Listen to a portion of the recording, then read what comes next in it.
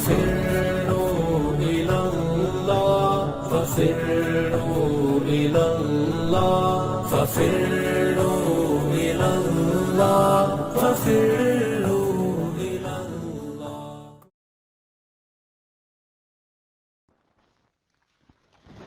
أعوذ بالله من الشيطان الرجيم. بسم الله الرحمن الرحيم. يا أيها المدثر قم فأنذر وربك فكبر وثيابك فطهر والرجز فاهجر ولا تمنن تستكثر ولربك فاصبر فإذا نقر في الناقور فذلك يومئذ يوم عسير على الكافرين غير يسير. صدق اللہ العظیم. اعوذ باللہ من الشیطان الرجیم. بسم اللہ الرحمن الرحیم. رب اشرح لی صدری ویسر لی امری واحلل عقدۃ من لسانی یفقہوا قولی. اللہم انفعنا بما علمتنا وعلمنا ما ينفعنا وزدنا علما. اللہم انا نسألک علما نافعا ورزقا طیبا وعملا متقبلا. اللہم انا نعوذ بک من علم لا ينفع ومن قلب لا يخشع ومن نفس لا تشبع ومن دعوت لا يستجاب لها. آمین. آج انشاءاللہ العزیز ہم شروع کریں گے سورۃ المدثر سے. سورۃ المدثر نزول اعتبار سے دوسری سورہ ہے. اس کی 56 آیات ہیں. مکی سورہ ہے.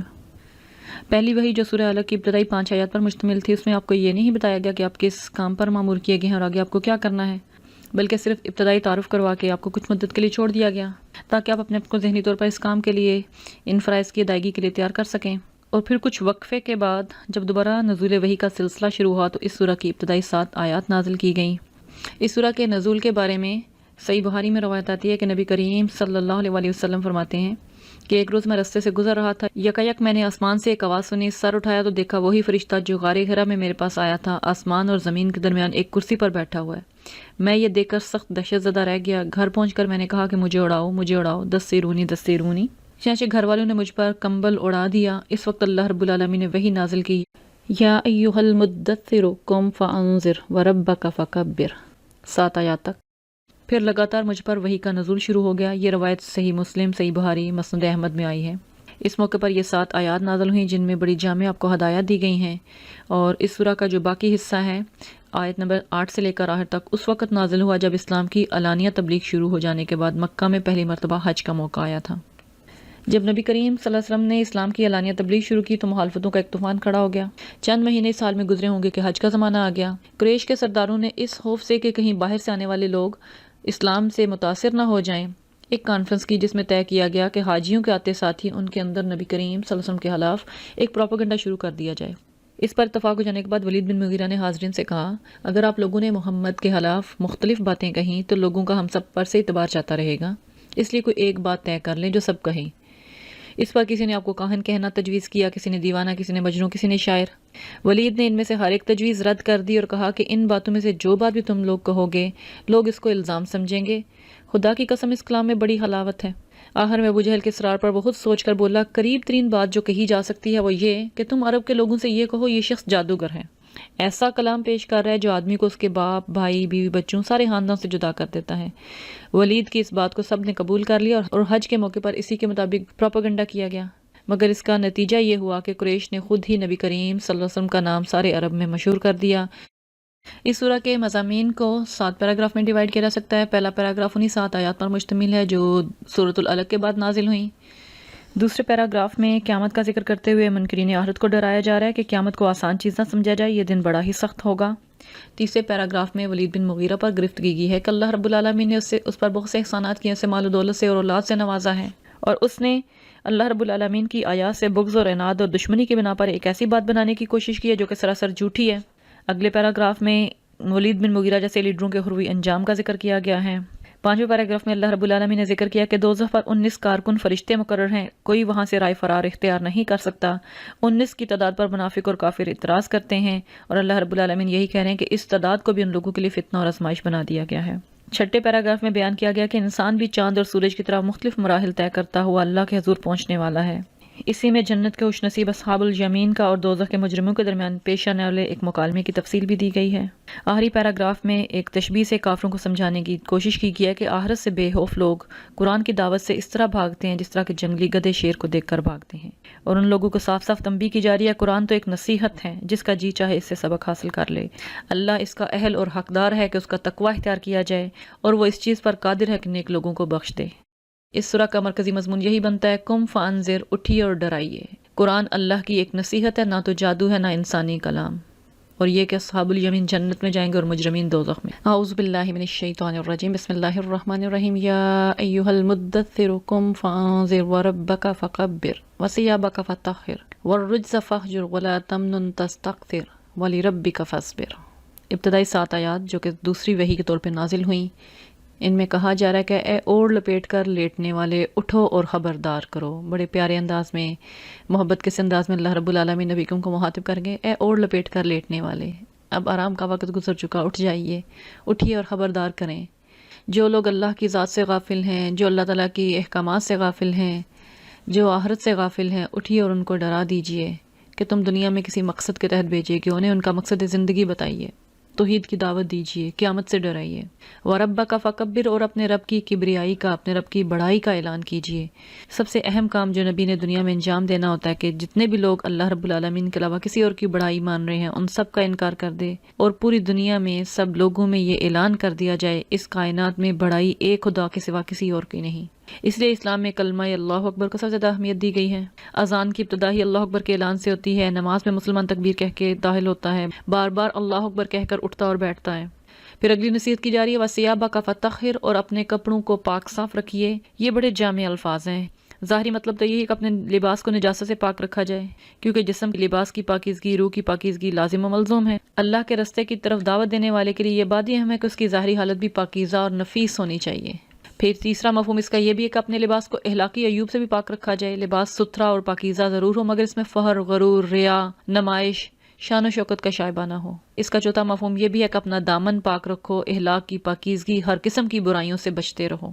اگلی نصیحت ہے والرجز فاہجر، اور گندگی سے دور رہو، ہر قسم کی گندگی سے، ہاں وہ عقائد کی ہو، خیالات کی ہو، اخلاق کی ہو، اعمال کی ہو، جسم لباس کی یا رہن سہن کی، ہر قسم کی گندگی سے دور رہو۔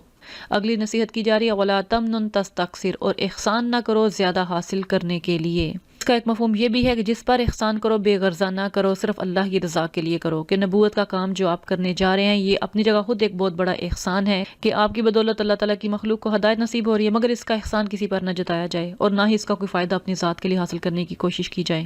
اور آخری نصیحت جو اس وحی میں کی گئی وَلِرَبِّكَ فَاصْبِرْ، اور اپنے رب کی خاطر صبر کرو۔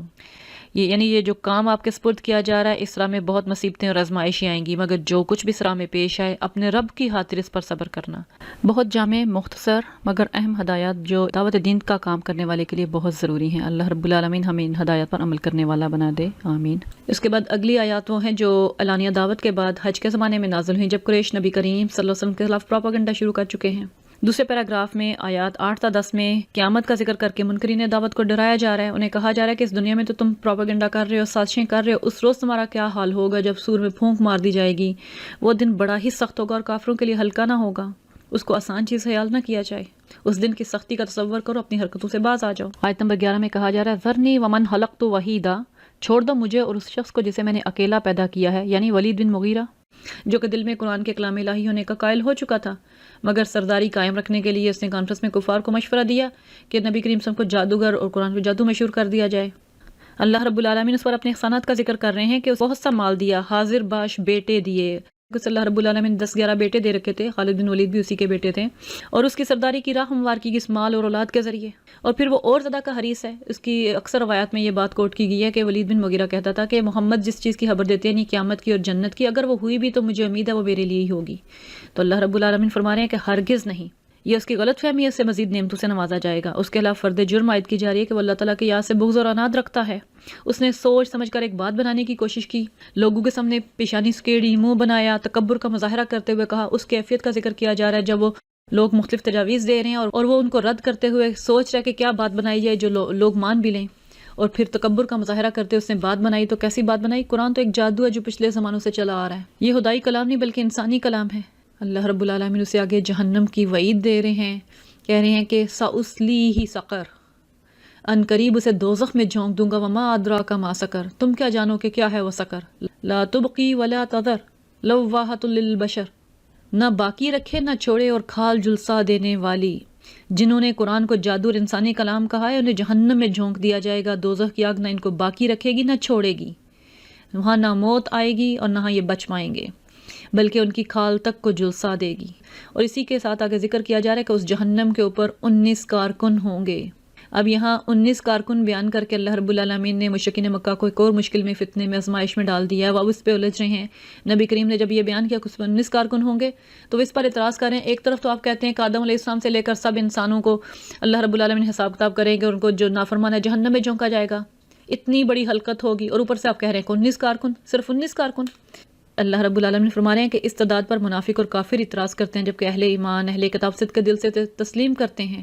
جہنم کے یہ جو کارکن ہوں گے اللہ نے فرشتے بنائے ہیں، اور اہل ایمان جانتے ہیں فرشتوں کی طاقت قوت سے واقف ہیں، اور وہ اس چیز سے ان کا ایمان اور بڑھ جاتا ہے۔ جو انکار کرنے والے ہیں وہ اسی چیز میں الجھ کے رہ جاتے ہیں، ان کے لیے فتنہ اور آزمائش بن جاتی ہے۔ اور پھر اسی میں آیت نمبر 31 میں کہا جا رہا ہے وَمَا يَعْلَمُ جُنُودَ رَبِّكَ إِلَّا هُوَ، اور تیرے رب کے لشکروں کو خود اس کے سوا کوئی نہیں جانتا، اللہ کے سوا کوئی نہیں جانتا کہ اس کائنات میں اس نے کیسی کیسی محلوقات پیدا کر رکھی ہیں، ان کو کیا کیا طاقتیں اور قوتیں دی ہیں، اور وہ کن کن کاموں میں مصروف ہیں، اللہ رب العالمین نے کیا کیا کام سونپ رکھے ہیں۔ اور ساتھ ہی کہا جا رہا ہے وَمَا هِيَ إِلَّا ذِكْرَىٰ لِلْبَشَرِ، اور یہاں جہنم کا جو ذکر ہے اس کے سوا کسی اور غرض کے لیے نہیں کیا گیا کہ لوگوں کو اس سے نصیحت ہو، جو عبرت پکڑنے والے ہیں، جو اس کی تیاری کرنے والے ہیں، وہ اس کا ذکر سن کے اپنے اعمال کی اصلاح کر لیں گے، اور جو اس کا انکار کرنے والے ہیں وہ جٹلاتے رہیں گے، اور جب پکڑے جائیں گے پھر انہیں ہوش آئے گی کہ یہ واقعی سچی خبر تھی۔ اگلی آیت میں اللہ رب العالمین چاند کی، رات کی اور صبح کی قسم کھا کے کہہ رہے ہیں کہ دوزخ بھی بڑی چیزوں میں سے ایک چیز ہے، انسانوں کے لیے ڈراوا، تم میں سے ہر اس شخص کے لیے ڈراوا جو آگے بڑھنا چاہے یا پیچھے رہنا چاہے۔ یہ اللہ رب العالمین کی عظیم تخلیقات میں سے ایک چیز ہے جس کو واقعی سنجیدگی سے لینا چاہیے، مذاق میں اڑانا نہیں چاہیے۔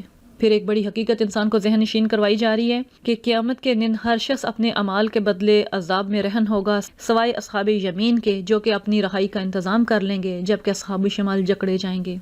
اگلی آیات میں جنت کے خوش نصیب، اصحاب الیمین اور دوزخ کے مجرموں کے درمیان پیش آنے والے مکالمے کا ذکر کیا گیا ہے۔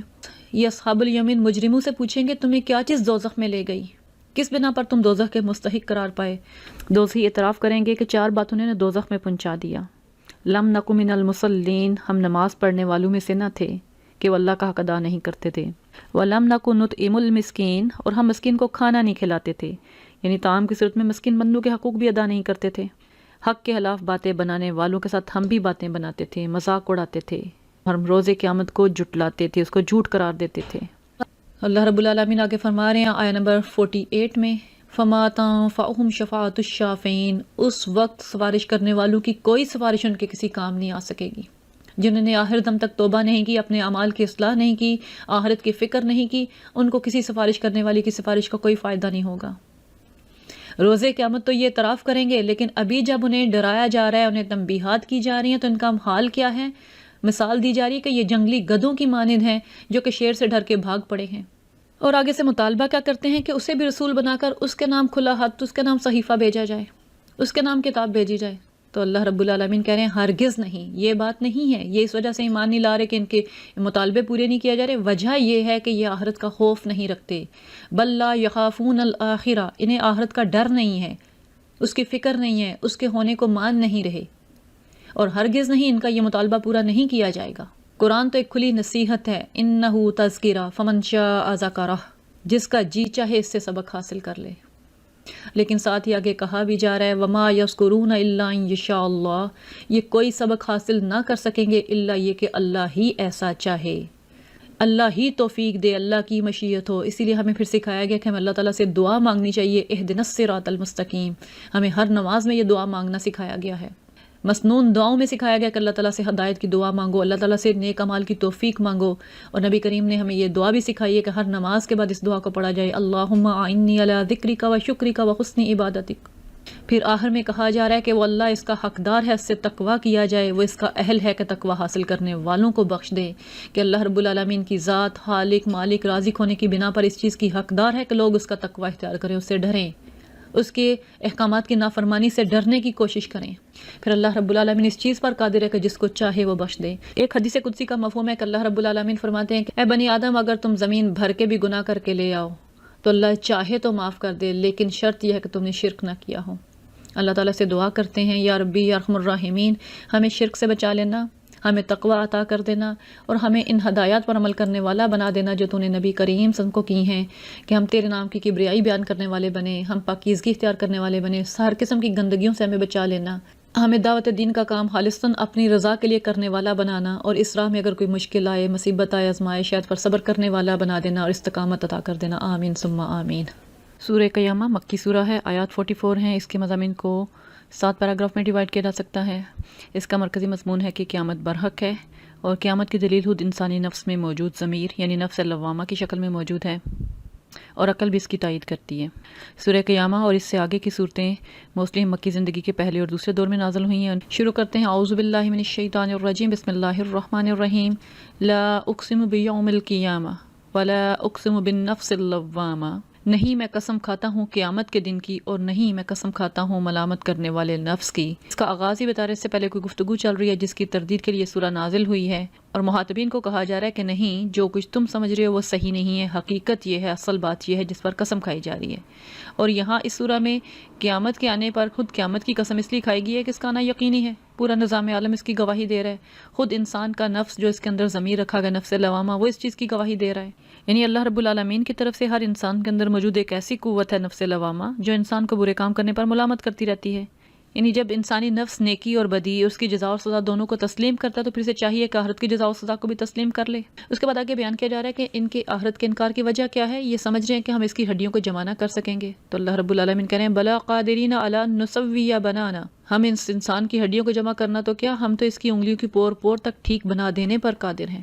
اصل وجہ یہ نہیں ہے کہ ان کو یقین نہیں ہم ہڈیوں کو جمع نہیں کر سکیں گے، اصل وجہ یہ ہے بل یرید الانسان لیفجر امامہ، انسان چاہتا ہے کہ آگے بھی بدعمالیاں کرتا رہے، وہ اپنی اصلاح نہیں چاہتا۔ اگر وہ آخرت کی سزا کو تسلیم کر لے گا تو لازمن سے گناہوں اور فسق و فجور سے پرہیز کرنا ہوگا، چونکہ وہ انہیں ترک نہیں کرنا چاہتا، اس لیے وہ اپنی ضمیر کی آواز پر پردہ ڈال کر آخرت کا انکار کر دیتا ہے، وہ اپنے نفس لوامہ کی بات نہیں سنتا۔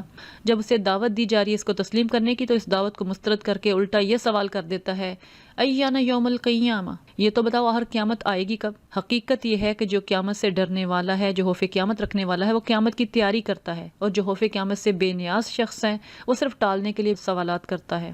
پھر ایسے آدمی کو خبردار کیا جا رہا ہے یہ وہ دن ہوگا جب دیدے پتھرا جائیں گے، چاند بے نور ہو جائے گا، چاند اور سورج ملا کر ایک کر دیے جائیں گے، یعنی جب کائنات کا موجودہ سارا نظام درم برم ہو جائے گا۔ اس وقت یہی انسان جو بھی جٹلا رہا ہے وہ کہے گا این المفر، کہاں بھاگ کر جاؤں، کوئی ہے جگہ فرار کی؟ آگے فرمایا جا رہا ہے کلا لا وزر، ہرگز نہیں، وہاں کوئی جائے پناہ نہ ہوگی، الی ربک یومئذ المستقر، اس روز تیرے رب ہی کے سامنے جا کر ٹھہرنا ہوگا، اور اس روز انسان کو اس کا سب اگلا پچھلا کیا کرایا سب بتا دیا جائے گا، جو کچھ وہ کر کے آیا ہوگا اسے بتا دیا جائے گا۔ آیت نمبر 14 میں اللہ رب العالمین فرما رہے ہیں بل الانسان علی نفسہ بصیرا، حقیقت یہ ہے کہ انسان اپنے آپ کو خوب جانتا ہے، وہ اپنے نفس سے خوب واقف ہے، ولو القا معاذیرا، چاہے وہ کتنی ہی معذرتیں کیوں نہ پیش کرے، وہ ضمیر جو اسے ملامت کرتا رہتا ہے یہ اس کے آگے شرمندہ رہتا ہے، اسے معلوم ہوتا ہے کہ وہ کیا حرکتیں کر رہے ہیں۔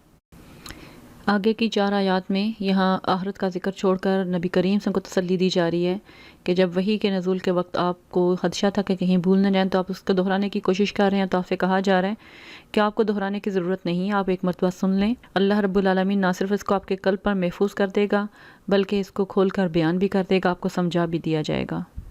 پھر آگے جو کہا جا رہا ہے ثم ان علینا بیانا، کہ نہ صرف اس کو جمع کیا جائے گا، اس کو مکمل کیا جائے گا، بلکہ اس کو کھول کے بیان بھی کر دیا جائے گا۔ قرآن پاک کے احکامات کی وضاحت جو نبی کریم صلی اللہ علیہ وسلم اپنی احادیث مبارکہ کے ذریعے، اپنے عمل کے ذریعے کرتے ہیں، ان کو بھی ہم وحی غیر مطلوب میں شامل کرتے ہیں، کیونکہ اس سلسلے میں اللہ رب العالمین آپ کو مکمل طور پہ رہنمائی دیا کرتے تھے۔ اسی لیے کہا گیا کہ اس کو کھول کے بیان کرنا، اس کے احکامات کی وضاحت کرنا، وہ بھی اللہ رب العالمین کے ذمے ہے۔ اگلی آیات میں اللہ رب العالمین پھر بتا رہے ہیں کہ آخرت کو جٹلانے کی ان کی وجہ کیا ہے، کہ یہ جلدی حاصل ہونے والی چیز سے محبت رکھتے ہیں اور آخرت کو چھوڑ دیتے ہیں۔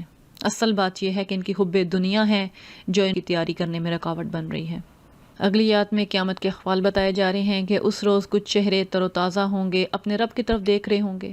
یہ وہ لوگ ہوں گے جنہوں نے آخرت کی تیاری کی ہوگی، جو آخرت کی جزا و سزا پر یقین رکھتے تھے۔ انہیں اب رب کے انعامات کی امید ہے، اس لیے وہ تر و تازہ ہیں، خوشی خوشی اللہ کی طرف دیکھ رہے ہیں۔ اور کچھ چہرے اداس ہوں گے، سمجھ رہے ہوں گے کہ ان کے ساتھ کمر توڑ برتاؤ ہونے والا ہے، کیونکہ جس حقیقت کو وہ جٹلا رہے تھے اب وہ کھلی آنکھوں سے ان کے سامنے آ چکی ہے۔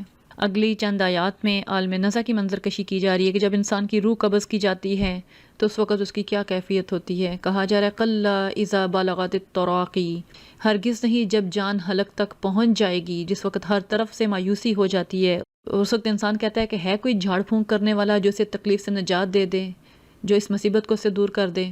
جب روح قبض کی جاتی ہے تو اسے معلوم ہو جاتا ہے کہ اب اللہ تعالیٰ سے ملاقات کی گھڑی آ پہنچی ہے۔ آنکھیں بند ہونے کے ساتھ ہی جو اگلی حقیقتیں جن کو انسان جٹلا رہا ہوتا ہے ساری کی ساری اس کی آنکھوں کے سامنے آ جاتی ہیں۔ اس کے بعد آگے سرداران قریش کا ذکر کیا جا رہا ہے، ان کے مغرور اور متکبر رویے کا۔ روایات میں آتا ہے کہ یہ ابو جہل کے بارے میں ہیں۔ اللہ رب العالمین فرما رہے ہیں فلا صدق ولا صلی ولکن کذب وتولی، مگر اس نے نہ سچ مانا نہ نماز پڑھی بلکہ جٹلایا اور پلٹ گیا۔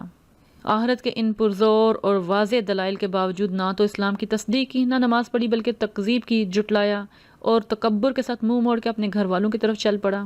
اور اللہ رب العالمین اس پر تبصرہ کر رہے ہیں کہ بدقسمتی اور بد نصیبی کی یہ ادا اسی کو زیب دیتی ہے، یہ روش اسی کے لیے سزاوار ہے۔ اور افسوس کے ساتھ یہ جملہ 4 مرتبہ دہرایا جا رہا ہے، اولا لک فاولا ثم اولا لک فاولا، کہ افسوس ان کے حال پر جن کو اتنے واضح دلائل بھی سمجھ میں نہیں آ رہے۔ آگے آخرت کے امکان کو ثابت کرنے کے لیے سوال رکھا جا رہا ہے ایحسب الانسان ان یترک سدی، کیا انسان نے یہ سمجھ رکھا ہے کہ وہ یوں ہی مخمل چھوڑ دیا جائے گا، اسے پوچھ گچھ نہیں کی جائے گی، اسے جو اتنی نعمتیں صلاحیتیں دی گئی ہیں ان کا کوئی حساب کتاب نہیں ہوگا؟ پھر اسے اپنی ذات پر غور و فکر کرنے کا کہا جا رہا ہے، کیا وہ حقیر پانی کا نطفہ نہ تھا جو رحم مادر میں ٹپکایا جاتا ہے؟ پھر وہ ایک لوتھڑا بنا، پھر اللہ نے اس کا جسم بنایا، اس کے اعضاء درست کیے، اس سے مرد اور عورت کی 2 قسمیں بنائیں۔ وہ رب جس نے اس کا آغاز اس طرح سے کیا ہے، کیا وہ اس پر قادر نہیں کہ مرنے والوں کو پھر سے زندہ کرے؟ اس عقلی دلیل پر ہی غور کر لو، عقل اس کی تصدیق کرتی ہے۔ کیا وہ خالق مردوں کو دوبارہ زندہ کرنے پر قادر نہیں؟ اس سورہ میں بار بار واضح کیا گیا ہے کہ قیامت برحق ہے، انسانی نفس اس پر گواہی دیتا ہے، عقل بھی اس کی تائید کرتی ہے۔ گناہوں میں غرق لوگ دنیا کی محبت میں کھو کے اپنے ضمیر کی آواز کو دبا دیتے ہیں، نفس کی ملامت پہ کان نہیں دھرتے، جبکہ جو دنیا کی محبت سے بچا لیے گئے ہیں وہ ضمیر کی آواز سن لیتے ہیں اور آخرت پر ایمان لا کر اپنے عمل صالح سے اپنے آپ کو جنت کا مستحق ٹھہراتے ہیں۔ اللہ رب العالمین سے دعا کرتے ہیں کہ ہمیں بھی آخرت کی تیاری کرنے کی توفیق عطا فرمائے اور جنت الفردوس کا مستحق بنائے، آمین۔ سورہ دہر مکی سورہ ہے، آیات 31 ہیں، اس کے مضامین کو 5 پیراگراف میں ڈیوائیڈ کیا جا سکتا ہے۔ اس سورہ کا مرکزی مضمون یہ ہے کہ اللہ رب العالمین نے انسان کو اختیار کی آزادی دی ہے، اسے چاہیے کہ اس اختیار کا استعمال کرتے ہوئے شکر گزار بندہ بنے، صحیح رستہ اختیار کرے تاکہ وہ انعامات کا مستحق قرار پائے۔ اس سورہ میں خاص طور پہ جو شکر گزاری کے انعامات ہیں ان کا تفصیلی ذکر ہے، ابرار کی خصوصیات کا تذکرہ ہے۔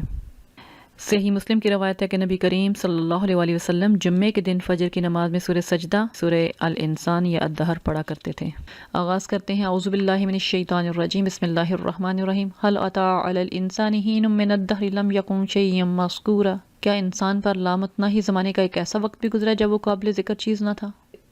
اس کا مقصد انسان سے سوال کرنا نہیں ہے بلکہ اس کو توجہ دلانا ہے کہ ایک لامتناہی زمانہ گزر چکا ہے جب وہ قابل ذکر چیز ہی نہیں تھا۔ جب وہ عدم سے وجود میں لایا گیا ہے تو اس کا دوبارہ پیدا کرنا کیا کوئی مشکل چیز ہے؟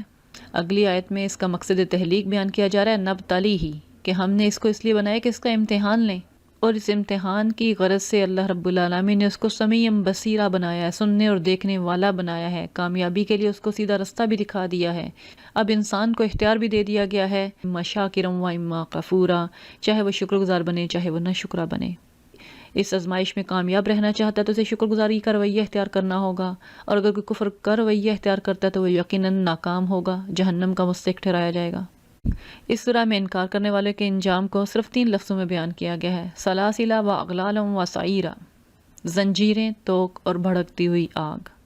جبکہ اس کے بعد جو ابرار ہیں، جو شکر گزار بندے ہیں، ان کے بارے میں آگے اللہ رب العالمین نے کافی تفصیلاً ذکر کیا ہے۔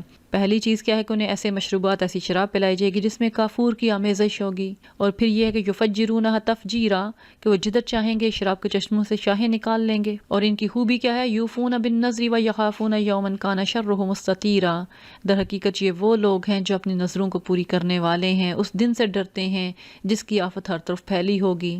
اللہ کی محبت میں مسکین، یتیم اور قیدی کو کھانا کھلاتے ہیں، اور پھر ان سے کہتے ہیں کہ ہم تمہیں صرف اللہ کی خاطر کھلا رہے ہیں، لوجہ اللہ، ہم تم سے کوئی جزا، کوئی اجر نہیں چاہتے، نہ ہی شکریہ چاہتے ہیں، ہمیں تو صرف اپنے رب سے اس دن کے عذاب کا خوف ہے جو سخت مصیبت کا طویل دن ہوگا۔ جب وہ اس دن سے ڈریں گے کہ اللہ رب العالمین بھی یقیناً انہیں اس دن کے شر سے بچا لے گا، انہیں تازگی سرور بخشے گا، ان کے صبر کے بدلے انہیں جنت اور ریشمی لباس عطا کرے گا، اونچی مسندوں پر تکیے لگائے بیٹھے ہوں گے، نہ دھوپ کی گرمی ستائے گی نہ جھاڑے کی ٹھنڈ، اور جنت کی چھاؤں ان پر جھکی ہوئی ہوگی، اس کے پھل ہر وقت ان کے بس میں ہوں گے، جس طرح چاہیں توڑ لیں۔ اور پھر ان کے آگے چاندی کے برتن، شیشے کے پیالے گردش کرائے جائیں گے، شیشے بھی وہ جو چاندی کی قسم کے ہوں گے، قواریرا من فضۃ قدروها تقدیرا، ان کو منتظمین جنت نے ٹھیک اندازے کے مطابق بھرا ہوا ہوگا۔ ان کو وہاں ایسی شراب کے جام پلائے جائیں گے جس میں ادرک کی آمیزش ہوگی، یہ جنت کا ایک چشمہ ہوگا جسے سلسبیل کہا جاتا ہے۔ پھر ان کے خادموں کا ذکر کیا جا رہا ہے کہ ہمیشہ جوان رہنے والے تجربہ کار مستعد لڑکے ہوں گے جو ہر وقت ان کی خدمت کے لیے وہاں موجود ہوں گے۔ آیا نمبر 20 میں کہا جا رہا ہے وَإِذَا رَأَيْتَ ثَمَّ رَأَيْتَ نَعِيمًا وَمُلْكًا كَبِيرًا، اور ان ابرار کے لیے کیا ہوگا وہاں، جدھر بھی تم نگاہیں ڈالو گے نعمتیں ہی نعمتیں، اور ایک بڑی سلطنت کا سر و سامان نظر آئے گا۔ ان کے لیے باریک ریشم کے سبز لباس، اطلس و دیبا کے کپڑے ہوں گے، چاندی کے کنگن پہنائے جائیں گے، اور پھر سب سے بڑی بات ان کا رب ان کو پاکیزہ شراب پلائے گا۔ یہ ہے تمہاری جزا، تمہاری کارگزاری قابل قدر ٹھہری۔ کیا ہی بہترین انعامات ہیں ان ابرار کے، ان شاکرین کے۔ یا اللہ ہمیں ان میں سے بنا دے، یا اللہ ہمیں اپنے شکر گزار بندوں میں شامل کر لے، اور ہمیں جنت کی ان سب نعمتوں کا حقدار بنا دے، آمین ثم آمین۔ اگلی آیات میں نبی کریم صلی اللہ علیہ وسلم کے لیے اور داعیان حق کے لیے ہدایات ہیں۔ کہا جا رہا ہے کہ اے نبی، ہم نے تم پر یہ قرآن تھوڑا تھوڑا کر کے نازل کیا ہے، اور اس کی حکمت پہلے بھی بیان کی جا چکی ہے۔ تدریجاً نازل کرنے کا مقصد کیا ہے؟ حکم دیا جا رہا ہے فَاصْبِرْ لِحُکْمِ رَبِّکَ، تم اپنے رب کے حکم پر صبر کرو، یعنی اسراء میں آنے والی سختیوں اور آزمائشوں پر صبر کیا جائے۔ وَلَا تُطِعْ مِنْهُمْ آثِمًا أَوْ كَفُورًا، اور ان میں سے کسی بد عمل یا منکر حق کی بات نہ مانو۔ وَاذْكُرِ اسْمَ رَبِّكَ بُكْرَةً وَأَصِيلًا، اپنے رب کا نام صبح و شام یاد کرو۔ وَمِنَ اللَّيْلِ فَاسْجُدْ لَهُ وَسَبِّحْهُ لَيْلًا طَوِيلًا، اور رات کو بھی اس کے حضور سجدہ ریز ہو، اور رات کے طویل اوقات میں اس کی تسبیح کرتے رہو، یعنی نمازوں میں ان اوقات میں نمازیں قائم کی جائیں۔ جب اللہ رب العالمین کے ذکر کی بات اوقات کے تعین کے ساتھ، اس کا مطلب ہے نمازوں کی اقامت۔ اس وقت اگرچہ 5 وقت کی نماز فرض نہیں ہوئی، لیکن جو اوقات کا تعین کیا جا رہا ہے کہ ان اوقات میں اللہ رب العالمین کی یاد کے لیے نماز کی اقامت کی جائے۔ آگے ان کافروں کے انکار آخرت کی وجہ بتائی جا رہی ہے، جو بھی ہم نے سورہ قیامہ میں بھی دیکھی۔ ان هؤلاء يحبون العاجلة ويذرون وراءهم يوما ثقيلا، یہ لوگ تو جلدی حاصل ہونے والی چیز دنیا سے محبت رکھتے ہیں، اور آگے جو بھاری دن آنے والا ہے اسے نظر انداز کر دیتے ہیں۔ در حقیقت دنیا کی محبت ان کو اس دنیا سے آگے دیکھنے ہی نہیں دے رہی۔ تو اللہ رب العالمین فرما رہے ہیں کہ ہم نے ہی ان کو پیدا کیا ہے، ان کے جوڑ بند مضبوط کیے ہیں، جب چاہیں ان کی شکلوں کو بدل کر رکھ دیں، اس دنیا میں ہی انہیں ان کی بد عمالیوں کا انجام دکھا دیں۔ پھر کہا جا رہا ہے ان ھذہ تذکرہ، یہ قرآن تو ایک نصیحت ہے۔ فمن شاء اتخذ الی ربہ سبیلا، جس کا جی چاہے اپنے رب کی طرف جانے کا راستہ اختیار کر لے۔ یہاں اس سورہ میں کہا جا رہا ہے وما تشاءون الا ان یشاء اللہ، اور تمہارے چاہنے سے کچھ نہیں ہوتا جب تک اللہ نہ چاہے۔ سورہ قیامہ میں ہم نے پڑھا تھا کہ ان کے چاہنے سے کچھ نہیں ہوتا، اور یہاں کہا جا رہا ہے کہ جو داعی حق ہے، وہ جو دعوت دے رہا ہے، وہ اپنا کام کر رہا ہے، لیکن اس کی چاہنے سے کچھ نہیں ہوگا جب تک کہ اللہ کی طرف سے ان کے لیے ہدایت نہ لکھ دی جائے۔ اور اللہ رب العالمین تو ان کے دلوں کے حال سے واقف ہے، جب ان کے دلوں میں طلب ہی نہیں تو ان کو ہدایت کیسے دے؟ یقیناً اللہ بڑا علیم بھی ہے اور حکیم بھی ہے، وہ ہر چیز سے باخبر ہے۔ اپنی رحمت میں جس کو چاہتا ہے داخل کرتا ہے، ظالموں کے لیے اس نے دردناک عذاب تیار کر رکھا ہے۔ اللہم انی اسألک الہدی والتقی والعفاف والغنی، آمین۔ سورہ مرسلات مکی سورہ ہے، اس کی آیات 50 ہیں، اس کے مضامین کو 5 پیراگراف میں ڈیوائیڈ کیا جا سکتا ہے۔ اس کا مرکزی مضمون اس میں بار بار دہرائی جانے والی آیت ویل لیومئذ للمکذبین، یعنی قیامت کو جھٹلانے والے ضدی اور ہر دم تباہ و برباد ہو جائیں گے، ان کے برخلاف مومنین، مصدقین، محسنین اور متقین اجر و ثواب سے نوازے جائیں گے۔ سورہ مرسلات قیام مکہ کے پہلے دور میں یعنی 3 نبوی تک کے دور میں، جب ابھی اعلانیہ دعوت شروع نہیں ہوئی، اس دور میں نازل ہوئی۔ عبداللہ بن مسعود کی روایت ہے کہ یہ مینا کے غار میں نازل ہوئی، اور یہ ان صورتوں میں سے ایک سورہ ہے جس نے نبی کریم کو بوڑھا کر دیا تھا، یعنی اپنے نبی کریم نے فرمایا تھا کہ سورہ ہود، سورہ واقعہ، المرسلات، نبا اور تکویر نے مجھے بوڑھا کر دیا ہے، کہ اس میں بار بار عذاب کی وعید دی گئی ہے، اور اس کی آخری آیت میں اتمام حجت کے طور پہ منکرین سے کہا جا رہا ہے فَبِأَيِّ حَدِيثٍ بَعْدَهُ يُؤْمِنُونَ، کہ اب قرآن مجید کے بعد کون سا ایسا کلام ہو سکتا ہے جس پر یہ ایمان لائیں گے۔ اسی بنا پر نبی کریم اپنی قوم کی قریش کی تباہی سے ڈرتے تھے، اور اس غم نے ان پر بڑھاپے کے آثار نمایاں کر دیے تھے۔ اعوذ باللہ من الشیطان الرجیم، بسم اللہ الرحمن الرحیم۔ والمرسلات عرفا فالعاصفات عصفا والناشرات نشرا فالفارقات فرقا فالملقیات ذکرا عذرا او نذرا انما توعدون لواقع۔ یہاں ہواؤں کی قسم کھائی جا رہی ہے، ان سے آخرت پر دلیل دی جا رہی ہے، ان سب کی قسم کھا کے کہا جا رہا ہے کہ جس چیز کا تم سے وعدہ کیا جا رہا ہے انما توعدون لواقع، وہ ضرور واقع ہونے والی ہے۔ تاریخ گواہی دیتی ہے کہ اللہ رب العالمین نے ہواؤں کی طاقت کے ذریعے کئی قوموں کو ہلاک کیا، جیسے ہود علیہ السلام کی قوم عاد۔ ہواؤں کے بھی 2 پہلو ہے، جزا کا پہلو بھی، سزا کا پہلو بھی۔ یہ اللہ رب العالمین کے بادلوں کے لیے اڑتی ہیں باران رحمت کو، اور لوگوں کی روزی کا سبب بھی بنتی ہیں بارشیں برسا کر، اور کہیں اللہ رب العالمین ان کو ہی طوفان بنا دیتا ہے اور قوموں کو تباہ و برباد کر دیتا ہے۔ یہ قوموں کو خبردار کرتی ہیں، ان کے دلوں میں اللہ کی یاد تازہ کرتی ہیں، اور یہاں جس چیز پر گواہی دی جا رہی ہے وہ یہی قیامت کے انما توعدون لواقع، یہ ہوائیں بھی گواہی دیتی ہیں کہ وہ قیامت ضرور واقع ہونے والی ہے۔ اگلی آیت میں 8 تا 15 میں قیامت کی ایک تصویر دکھائی جا رہی ہے۔ منکرین آخرت کو اس سے تنبیہ کی جا رہی ہے کہ جب ستارے ماند پڑ جائیں گے، آسمان پھاڑ دیا جائے گا اور پہاڑ دنک ڈالے جائیں گے، رسولوں کی حاضری کا وقت آن پہنچے گا۔ یہی دن ہوگا جو یوم الفصل ہوگا، فیصلے کا دن۔ اس دن اللہ رب العالمین رسولوں سے اس چیز کی گواہی لیں گے کہ کیا انہوں نے اللہ کا پیغام لوگوں تک پہنچا دیا، اور رسولوں کی گواہی کے بعد رسولوں کی دعوت کو جھٹلانے والوں کی شامت آ جائے گی۔ ویل یومئذ للمکذبین کے بعد تاریخ سے دلیل دی جا رہی ہے کہ کیا ہم نے اگلوں کو ہلاک نہیں کیا؟ اگر ان کے پچھلے بھی انہیں کے نقش قدم پر چلیں گے تو وہ بھی تباہی سے دوچار ہوں گے، اگر وہ بھی مجرمین کا رویہ اختیار کریں گے تو ان کے لیے بھی کیا ہے، ویل یومئذ للمکذبین۔ اگلی آیت میں انسان کو اپنے نفس کے اندر جھانک کر قیامت پر ایمان لانے کا کہا جا رہا ہے کہ یہ اللہ رب العالمین ہی کی قدرت تھی کہ اس نے ایک حقیر قطرے سے تمہیں پیدا کیا، اور وہی عظیم الشان ہستی قیامت کو برپا کرنے کی بھی پوری قدرت رکھتی ہے۔ اللہ رب العالمین کہہ رہے ہیں فَقَدَّرْنَا فَنِعْمَ الْقَادِرُونَ وَيْلٌ يَوْمَئِذٍ لِّلْمُكَذِّبِينَ۔ اس کے بعد کائنات سے نشانیاں دی جا رہی ہیں، اللہ رب العالمین کے رب ہونے کی نشانیاں بتا کر قیامت پر دلیل دی جا رہی ہے۔ کیا اس نے کبھی غور نہیں کیا کہ اللہ رب العالمین نے زمین کو کس طرح سمیٹ کر رکھنے والی بنایا ہے، زندوں کو بھی اور مردوں کو بھی، بلند و بالا پہاڑ جما دیے ہیں، تمہیں میٹھا پانی پلایا ہے۔ جو بھی اللہ رب العالمین کی قدرت کی نشانیوں کو جھٹلاتا ہے اور قیامت کے وقوع کو نظر انداز کرتا ہے، اس کے لیے پھر کیا ہے، ویل یومئذ للمکذبین۔ آخرت کے ان دلائل کے بعد آگے بتایا جا رہا ہے کہ جب وہ واقع ہو جائے گی تو ان منکرین کا کیا حشر ہوگا۔ سب سے پہلے دوزخ کا نقشہ کھینچا گیا کہ اس کے سائے بھی تکلیف دہ ہوں گے، نہ وہ ٹھنڈک پہنچائیں گے، نہ آگ کی لپٹ سے بچائیں گے، اور دوزخ کی آگ کے بلند شعلوں کو اونچے محل سے تشبیہ دی گئی ہے، اچھلتے ہوئے شعلوں کو زرد اونٹوں سے تشبیہ دی گئی ہے۔ وہ دوزخ جس کا فیصلہ روز قیامت اس کے جھٹلانے والوں کے حق میں ہوگا، اور پھر اس کے بعد وہی آیت دہرائی گئی ہے کہ اس روز قیامت کے جھٹلانے والوں کی شامت آئے گی اور وہ دوزخ میں داخل ہو کر رہیں گے۔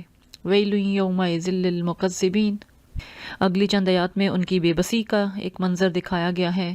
روز قیامت جھٹلانے والے نہ تو بول سکیں گے، نہ انہیں معذرت کا کوئی موقع دیا جائے گا کہ وہ کوئی عذر پیش کریں یا کوئی بہانہ تراش سکیں۔ یہ دن جھٹلانے والوں کی ہلاکت اور بربادی کا ہوگا۔ ویل یومئذ للمکذبین۔ اگلی آیت میں اللہ رب العالمین کی قدرت اور اختیار کا ذکر کر کے ان کو ڈرایا جا رہا ہے کہ وہ فیصلے کے دن تمام اگلوں پچھلوں کو جمع کر دے گا، تمام انسان بے بس ہوں گے۔ پھر انسانوں کو چیلنج کیا جا رہا ہے کہ اگر وہ اللہ کے خلاف کوئی چال چل سکتے ہیں تو اس کی کوشش کر دیکھیں، نہ تو وہ قیامت کو روک سکتے ہیں نہ ٹال سکتے ہیں۔ اس دن منکرین قیامت کی شامت آ کر رہے گی، لیکن جو متقین ہیں، جنہوں نے اس دن سے ڈر کے اس کی تیاری کی ہوگی، جو احسان کی روش پر چلنے والے ہوں گے، ان کے اجر و ثواب کا ذکر کیا جا رہا ہے۔ وہ آج سایوں اور چشموں میں ہوں گے، جو پھل وہ چاہیں گے ان کے لیے حاضر کر دیا جائے گا، اور ان سے کہا جائے گا اپنے نیک اعمال کے بدلے جنت کی نعمتوں سے لطف اندوز ہو۔ اللہ ہمیشہ نیک لوگوں کو ایسی ہی جزا دیتا ہے اور جھٹلانے والوں کو عذاب سے دوچار کرتا ہے۔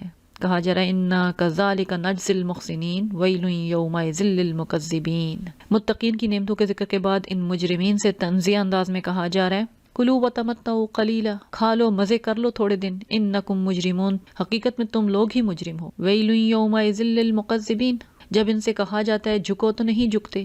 ویل یومئذ للمکذبین، پھر آخری آیت میں یہ سوال رکھا جا رہا ہے اتمام حجت کے طور پر، ان سے کہا جا رہا ہے فَبِأَيِّ حَدِيثٍ بَعْدَهُ يُؤْمِنُونَ، ان کا تکبر، ضد اور ہٹ درمی اس حد تک بڑھ چکے ہیں کہ قرآن جیسے بلند پایا کلام اور اس کے قائل کر لینے والے دلائل پر بھی یہ ایمان نہیں لا رہے، تو پھر یہ کس چیز پر ایمان لائیں گے؟ کون سی چیز ان کو قائل کر پائے گی؟ استغفر اللہ العظیم۔ دعا کرتے ہیں کہ یا اللہ یا ارحم الراحمین ہمیں قرآن پر غور و فکر کرنے والا بنا دے اور قیامت کی سختیوں سے بچا لینا، آمین ثم آمین۔ سورۃ النبا مکی سورہ ہے، اس کی 40 آیات ہیں، اس کے مضامین کو 6 پیراگراف میں ڈیوائڈ کیا جا سکتا ہے۔ اس کا زمانہ نزول 4 تا 5 نبوی اعلان عام کے بعد ہے، جب لوگ قیامت کے بارے میں بہت سے اختلافات میں مبتلا ہو چکے ہیں، طرح طرح کے سوالات کر رہے ہیں۔ اس سورہ کے پہلے پیراگراف میں، پہلی چند آیات میں انہی اختلافات کرنے والوں کو تنبیہ کی جا رہی ہے اور انہیں کہا جا رہا ہے کہ اس کا آنا یقینی ہے، برحق ہے۔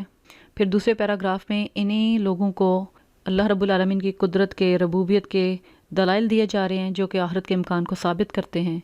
پھر کچھ قیامت کے مناظر دکھائے گئے ہیں اور بتایا گیا کہ جہنم طاغین کا ٹھکانہ ہے، سرکشوں کا ٹھکانہ ہے، جبکہ متقی لوگ ہیں جو طاغین کے مقابلے میں ہوں گے، ان کا انجام جنت ہوگی۔ اور آخری پیراگراف میں اللہ رب العالمین کے اختیار کی وضاحت کی گئی ہے اور باطل عقیدہ شفاعت کی تردید کی گئی ہے۔ اعوذ باللہ من الشیطان الرجیم، بسم اللہ الرحمن الرحیم۔ اما یتساءلون، یہ لوگ کس چیز کے بارے میں پوچھ گچھ کر رہے ہیں؟ کیا اس بڑی خبر کے بارے میں جس کے متعلق یہ مختلف چہمگیاں کرنے میں لگے ہوئے ہیں؟ ہرگز نہیں، ان قریب انہیں معلوم ہو جائے گا۔ ہاں ہرگز نہیں، ان قریب انہیں معلوم ہو جائے گا، وہ ضرور یہ جان لیں گے۔ کیا واقعی یہ سوالات ان کے اس کو سمجھنے کے لیے ہیں یا جھٹلانے کے لیے ہیں؟ کوئی شک کا اظہار کر رہا ہے، کوئی اس کو جھٹلا رہا ہے، کوئی اس کا مذاق اڑا رہا ہے۔ تو اللہ رب العالمین کہہ رہے ہیں کہ ان قریب وہ اس کو اپنی آنکھوں سے دیکھ لیں گے، انہیں معلوم ہو جائے گا کہ یہ ایک حقیقت ہے جس کی آپ انہیں خبر دے رہے ہیں۔ اور اس سوال کا جواب آگے آیت نمبر 39 میں دیا گیا، ذالک الیوم الحق، یہ دن برحق ہے۔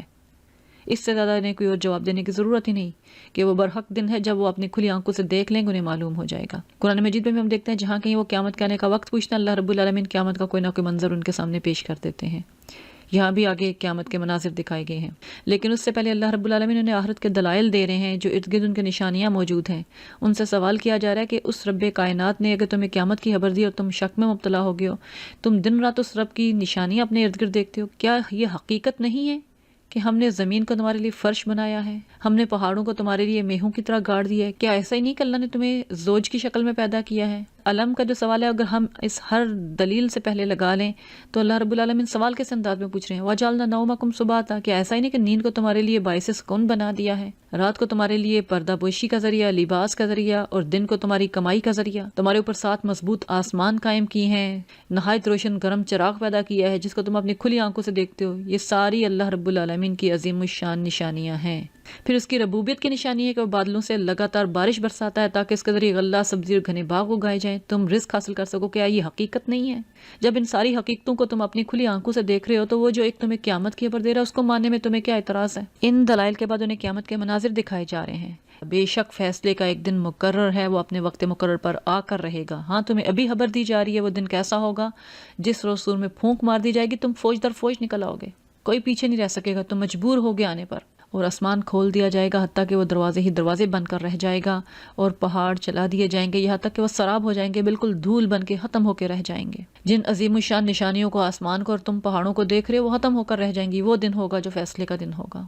اگلی آیات میں قیامت کا انکار کرنے والے طاغین کا انجام بتایا جا رہا ہے۔ کہا جا رہا ہے ان جہنم کانت مرصادا، در حقیقت جہنم ایک گھات ہے، للطاغین مآبا، اور وہ سرکشوں کا ٹھکانہ ہوگی۔ یہ سرکش دنیا میں بے ہو فکر زندگی گزار رہے ہیں اور جہنم ان کی گھات میں لگی ہے جو انہیں ایک دم سے جکڑ لے گی۔ پھر اس میں وہ مدتوں پڑے رہیں گے، یعنی ایسے طویل زمانے ہوں گے جو کہ ختم ہونے میں نہیں آئیں گے، لامتنا ہی دور ہوگا۔ اس کے اندر کسی قسم کی ٹھنڈک اور پینے کے قابل کسی چیز کا وہ مزہ نہ چکھیں گے، کچھ ملے گا تو بس گرم پانی، زخموں کا دھون، ان کے کرتوتوں کا بھرپور بدلہ، جزاء وفاقا۔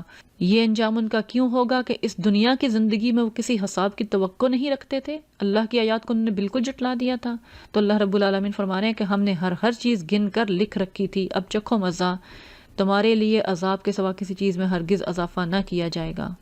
آگے متقین کا ذکر کیا جا رہا ہے، ان کی جزا کا ذکر کیا جا رہا ہے۔ وہ لوگ جو ان سرکش لوگوں کے مقابلے میں آخرت پر ایمان رکھتے تھے، اس کی تیاری کر رہے تھے، ان کے لیے کہا جا رہا ہے ان للمتقین مفازا، یقیناً متقین کے لیے ایک کامیابی، ایک کامرانی کا مقام ہے۔ باغ اور انگور، نوحیز ہمسن لڑکیاں، چھلکتے ہوئے جام، وہاں وہ کوئی لغو اور جھوٹی بیہودہ بات نہ سنیں گے۔ یہاں وہ لوگ اللہ کی آیات پر ایمان لانے کے بعد، آخرت کا یقین کرنے کے بعد ان لوگوں کی بیہودہ باتیں سن رہے ہیں، وہاں ایسی کوئی لغو، جھوٹی، بیہودہ بات وہ نہ سنیں گے۔ جزاء من ربک عطاء حسابا، تمہارے رب کی طرف سے جزا اور عمل کے لحاظ سے بہترین صلہ۔ رب السماوات والارض وما بینہما الرحمن لا یملکون منہ خطابا، جو زمین اور آسمانوں کا مالک ہے اور ان کے درمیان کی چیزوں کا بھی مہربان رب، جس کے سامنے کسی کو بولنے کا یارہ نہیں۔ وہاں اللہ رب العالمین کے روب کا عالم یہ ہوگا کہ کسی کی مجال نہیں ہوگی کہ اللہ کے حضور زبان کھول سکے یا کسی کام میں مداخلت کر سکے۔ ساتھ ہی اگلی آیات میں اللہ رب العالمین ان کے باطل عقیدہ شفاعت کی تردید کر رہے ہیں اور اپنے اختیار کو بیان کر رہے ہیں، اور یہ وہ دن ہوگا جب جبرائیل اور فرشتے صف بستہ اللہ کے سامنے کھڑے ہوں گے، کوئی بلا اجازت زبان تک نہ کھول سکے گا سوائے اس کے جسے رحمان اجازت دے، اور وہ بالکل ٹھیک بات کہے۔ وہ دن برحق ہے، اب جس کا جی چاہے اپنے رب کی طرف پلٹنے کا رستہ اختیار کر لے۔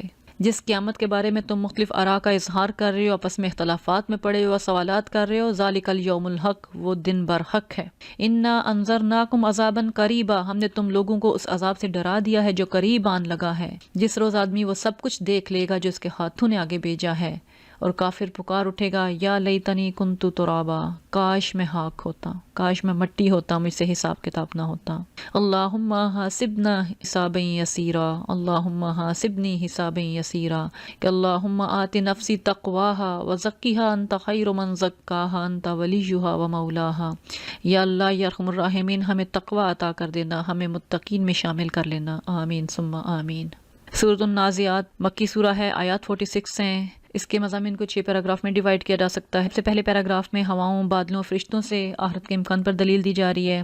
آیات 8 سے 14 تک اللہ رب العالمین کی قدرت کے سامنے انسان کی بے بسی کی ایک تصویر پیش کی گئی ہے۔ تیسرے پیراگراف 15 سے 26 تک فرعون کی انجام سے آخرت پر دلیل دی گئی ہے۔